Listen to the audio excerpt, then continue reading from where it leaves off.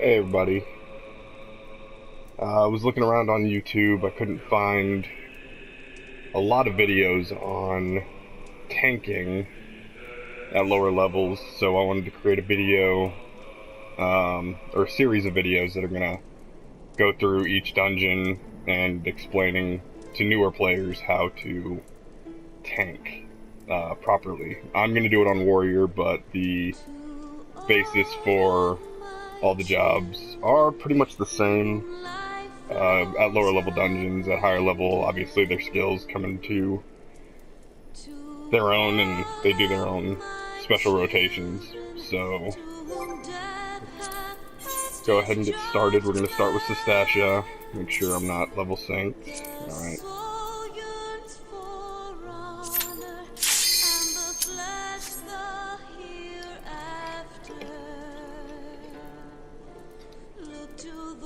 So at lower levels, you're not going to have a tank stance or anything, so most of the dungeons are still pretty easy. The only one that I can think of that might be a little bit harder is Hawk's Manor. That one gets a little bit difficult for Warrior if you're leveling, due to the fact that it doesn't get its tank stance until 30 and the dungeon starts at 28. But we'll get into that later. So for now, we're just in Sastasha. We'll wait for the healer to throw protect, if they're going to. There it is. Alright, and off the bat, you're just going to run forward, tomahawk that. It's going to pull this other bat. You can pull that as well. I don't know these players, so for beginner, you can pretty much start here. Just do the first group, and try to pad target around, so you're spreading around hate. You can see which target's in the top left next to the party. If you look at those bars, you can see I've got an A with full bar. If anybody's creeping up that bar and about to catch you, go ahead and hit it with an enmity move. The only enmity move that you have here is Skull Sunder. Heavy Swing does not do a lot of enmity. I was going to ignore these, but we'll take them for now. Overpower. Now, Overpower is different than Flash, as Flash is an AoE around you. Overpower, you're going to need to line up the mobs a little bit to ensure that you hit them all. Sometimes you will miss, and you're going to need to adjust a little bit. Just either hit that mob with an enemy move, or go ahead and overpower a second time if you can afford to. So for Sastasha, the first thing you want to do is get this memo. It'll read off right there. You can see at the bottom it says wine red, so the color is going to be red. It'll also say blue, it'll spell it weird, and then it'll also say green. Just figure out the color that it says. So for here, now we're getting into 3 mobs. I'm going to go ahead and do this, and you'll watch as I go past them, and then overpower back through them to hit them all. That's pretty much the hardest thing about Warrior, is making sure that you can get them all. With Paladin, simply just get where you're around all of them and flash, and you should be able to have hate no problem.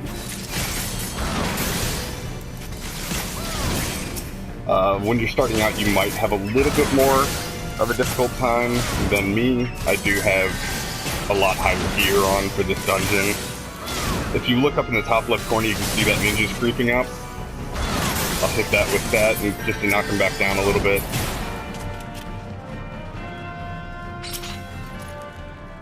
And again, come through here, tomahawk. Pretty much once you figure out how to pull the mobs correctly, tanking is just all about holding it and trying to take the least amount of damage. As you can see, I'm not using any cooldowns. In higher dungeons, I tend to do that. In lower dungeons, I'll just save it for bosses, because these things don't really hit that hard at all.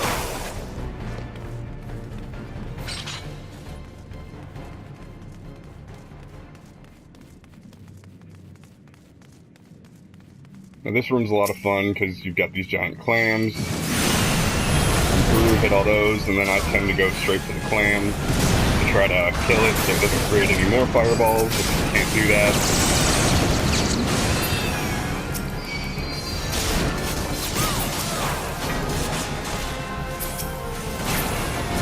These things are really easy, they just die, so they don't really need to be tanked too much, but you can. Since this is a lower level group, I'll go ahead and take all this stuff for them. Now, you can do bigger pulls for just the beginner guide. I'm going to keep it to very simple pulls. As you saw there, I started to target the other stuff that was a little bit further away, so I tend to leave my camera facing away from them so I don't have to worry about that. Come through, overpower, and then go straight to jank.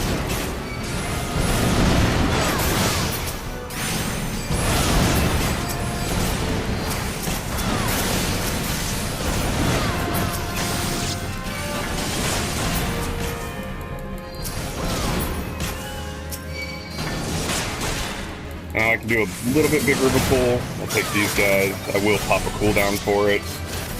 We'll come clear over here. As you can see, I missed that one a couple of times.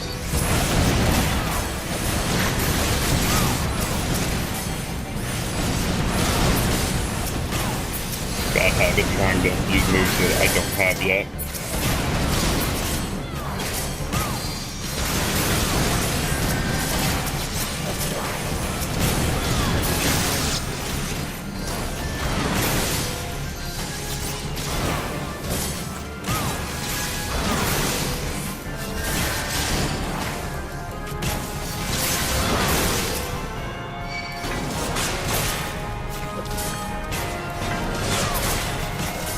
And power through.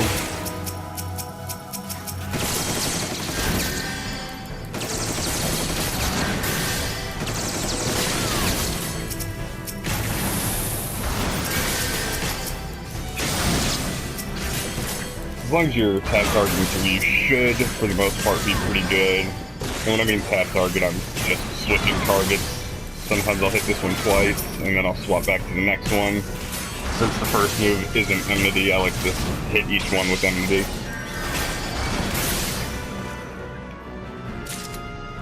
Alright.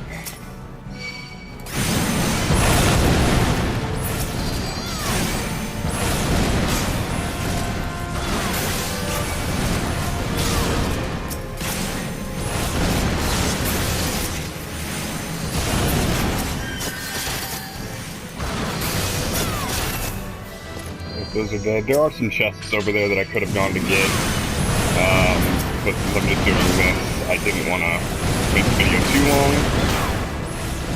But you can go and get those if you'd like.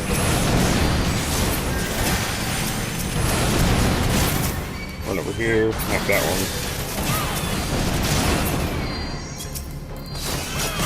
And this is where those colors come in. It was red, so you're going to come over to the red coral formation. If it's blue, you go to blue. If it's green, you go to green. This is going to be the first boss of the dungeon. Just come over here. Well, kind of a boss, kind of a mini boss. I like to stun him off the bat, just give myself a little bit of leeway of not taking damage.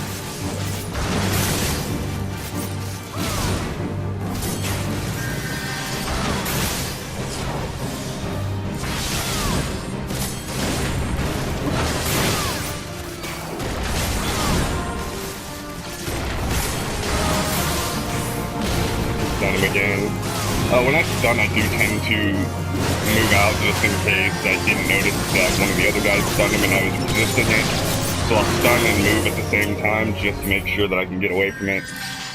I don't need this gear, so I'm not going to take it. But that was tank gear. It is good gear to get out of here if you are still level 15. Come through here, overpower, grab him, overpower again. And then just start tab targeting around.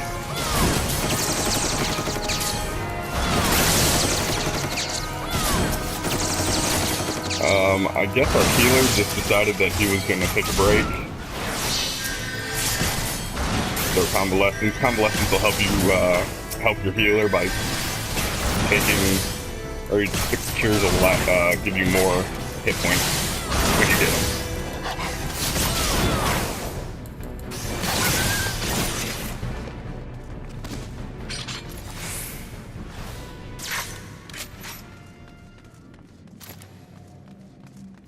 Turn around, healer's still there. Okay.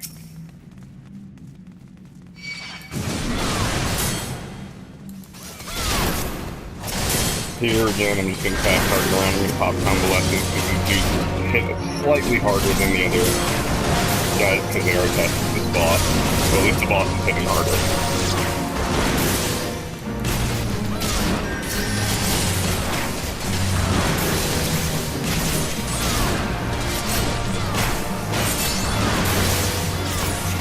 As soon as this is the first dungeon that you're going to do, it does get kind of boring if you have higher levels and you've done other things.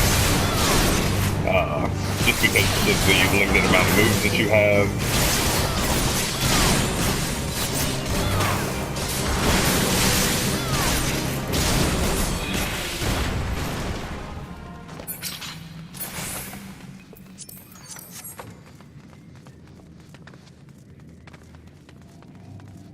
Alright, now in this room, I'm just going to go straight through it, but there are a lot of offshoots that you can do to get better gear. There's stuff all around. I don't know what the healer exactly is doing, but apparently they decided they wanted to ahead of me.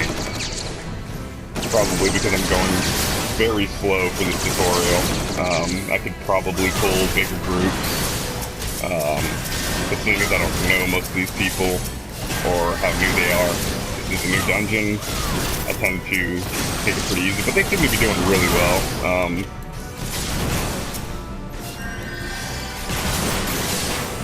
They're killing stuff pretty quickly. I won't be taking any of the side routes out of here, though. I'll bring up the map. You can see these other rooms. Most of them I'm gonna ignore for the sake of this video, but you can go.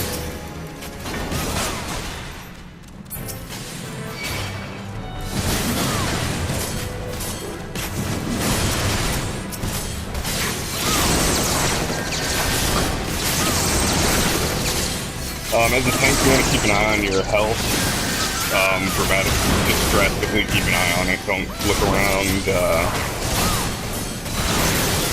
at random things. Try to keep an eye on what you're doing in the fight. I've seen a couple of tanks, when I'm healing them, that they never even noticed their health is going down. That's not a good thing.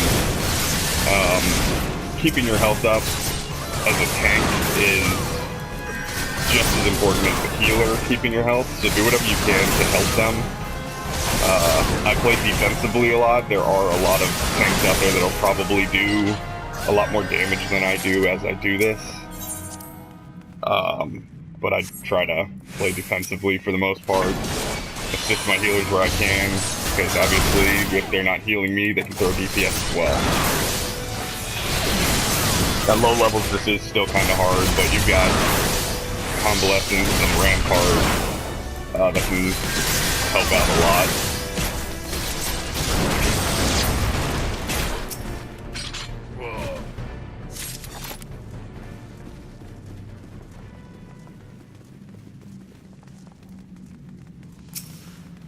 At the end of the video I'll go over the cooldowns that I take, and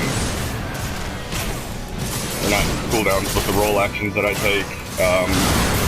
Main one that I'm definitely going to say everybody should have is Flash. If you don't have it, you're not going to be able to do much in higher level dungeons. But again, we'll get to that whenever that mechanic actually becomes a thing.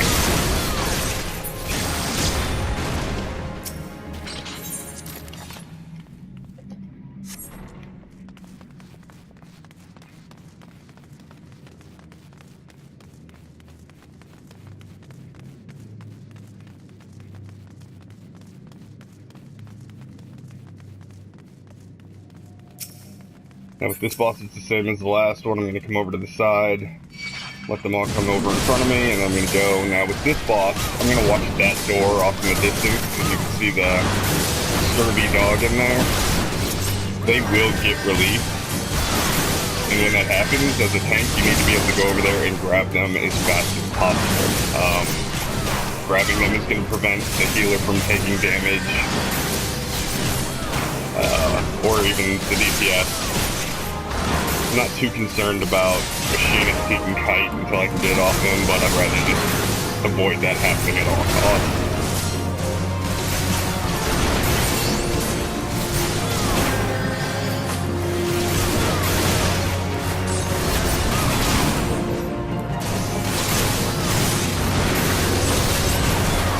Right there, you see that he called them out, and all those dogs are going in different directions. So I'm going to come through, hit those groups, hit that one, and then this little dude just stuck on me anyway. Don't have a rampart, so I'm going to pop a convalescence, just help out the healer. Again, trying to take little healer health that I can possibly do so they can do some DPS. You can see that stone that's coming from the Conjurer. He's going to take off once again. It's a pretty good belt for a healer or DP or damage mage. So here, normally I would pull about 2 of these groups at a time, but again, for the sake of just learning, have target through them.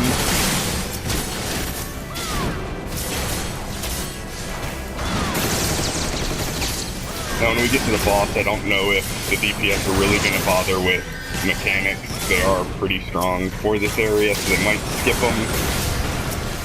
So I'll just go ahead and explain it. In the boss fight, you'll be fighting and holding them in one spot, and you'll see ripples popping up.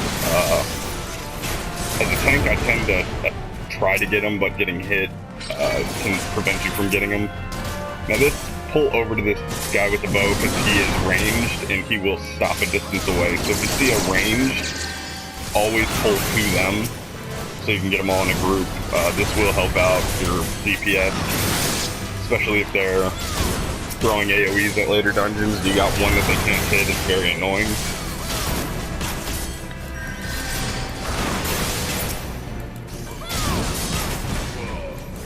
But for the boss, you'll see ripples coming up, and it's the DPS's job to run over and hit those, or the healer, pretty much anybody that can get them. Like I said, as a tank, I attempt to get them as well, if I'm close enough, but if I'm close enough, then I've usually pulled too far away for everybody else to be able to get to theirs. Those will spawn ads if you don't get to them in time. I'll show you what I'm talking about as soon as the fight starts. But this is the last boss right here, and then we'll be done with this dungeon.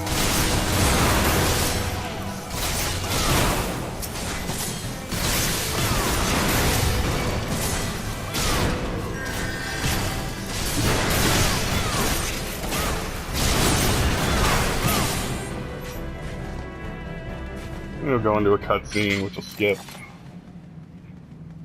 So it does appear that the healer might be new, as they are trying to go through the cutscene. So these unnatural ripples you'll see pop up during this fight. So again, I just come in, it's done.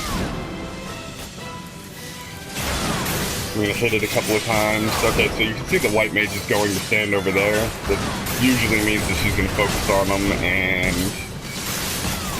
let's see. Okay, you can see those ripples that are popping up over there, and the healer is currently turning it off to prevent the ad from coming back. Don't do what I just did right there and move out, and then step back into it. Not paying attention, I was kind of focused on the healer. I thought it had already gone off. Get a convalescence. Since the healer is running around getting all those, I'm gonna try to help her or him with healing me, just so they're not struggling. Also, if you notice that the healer's too far away because they're dealing with the bubbles and you need to get healed, run over to the healer. Don't put it all on the healer. Right here, it looks like I need to grab this, so just tomahawk it. It'll come over to you. Yeah, so the people in this dungeon, obviously, they're high enough level that they didn't really need anything. You can see that all of them pretty much gain 2 levels. And there's some Disciple of War. So I'll pass on those. I will go ahead and con the Conjurer. So that's the end of Sastasha. It's a pretty easy dungeon.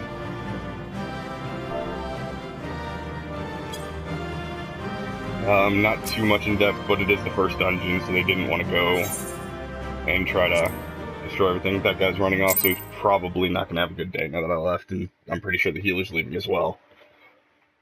He can still go back and pull stuff, even though the dungeon is over. So real quick, we'll go in here, and I'll show you the role abilities that I have. You just go over to character. This is what I'm wearing. I'm just wearing Eureka gear. It's all melded, and then I've got some 350 gear over here. Not the best gear, there is better gear out there. Just haven't really been doing any of the higher content lately. So go to roll actions. Now right here, like I said, I always take provoke first. This is great for tank swapping, and if you happen to lose a mob and you see it running away, and you have stationary mobs, and you have a job like Monk that is very dependent on which side of the mob they're hitting from to keep up their DPS, you don't want to move. So what I would say is target that other mob, provoke it, tomahawk it, and whenever it gets close, just go ahead and overpower. If you can afford it, go ahead and get more enmity on everything. So provoke is great, plus it'll help you with tank swaps later. Second, I always go with Rampart. This is going to reduce 20% of the damage that you take. It's amazing for a cooldown. You saw that I used it a lot. I've actually got it right here on my hotbar. See it right there. It's Rampart. I keep it on the front. Third, I take Convalescence. Convalescence is great because it increases hit point recovery from healing magic by 20%. So that's 20% extra healing from your healers. Helps them out a lot. Like I said, whenever the healer was in there running around, that was great. Pop that, so whenever she could get over to me, she didn't have to cure me as many times before she had to go back to what she was doing. Shirk I take a lot if it's going to be a lot of tank swaps, because you'll have the other tank provoke, and then take it off of you, and then you can shirk them some of your enmity. It gives them 25% of enmity that you have, it'll give it to the target party member. You will see, every once in a while, you'll see somebody shirk somebody they shouldn't. It's usually just out of fun. I do it with people in my free company all the time whenever they're screwing around, but at the same time, don't piss off your healer, because they will pull you off an edge. And then I take low blow just so I have a stun. You saw me use it a couple of times just to prevent having to move and just keeping up DPS, which is always great. Other moves that you can take, awareness. This is probably better for lower end. Honestly, I should have taken Shirk off and put on awareness in its place for a lower end dungeon just to give myself another cooldown, since I don't plan on shirking anybody or tank swapping. Ultimatum is exactly like provoke, but it's an AoE. I don't use it, but you can. Now the thing you need to remember about provoke is it's only going to give you one more point in enmity than the person that's at the top of the list. So if you provoke it and then don't follow up, you will lose it again. So you need to be able to follow up and boost your enmity on that target. Reprisal is good. I use this on my paladin a lot, and especially since most of the time I'm main tanking. I'll use it. It reduces the amount of damage dealt by a target. You can see it down there in the bottom corner if you want to actually read any of these. They are down there. Anticipation, it increases parry rate, but I don't use it because I'd rather have something that isn't a chance of blocking. I like to actually have, you know, the full-on 20%. I don't want to take a chance of parrying or taking full damage. To me, that's just not a guaranteed buff. And interject, I really don't deal with this either. Normally, if a target needs to be silenced, one of your DPS will take care of that. But anyway, guys, this is going to be the first video. I will move on to the next dungeon in the next video, which will be Tamterra Deepcroft. We will go into that, and I will tank that as well. Show you some just how I tank it. Again, this is just a guide. A lot of people tank in different ways. Mine is in no way the best. There's always different ways. This is just basics. So, I will see you guys in the next video.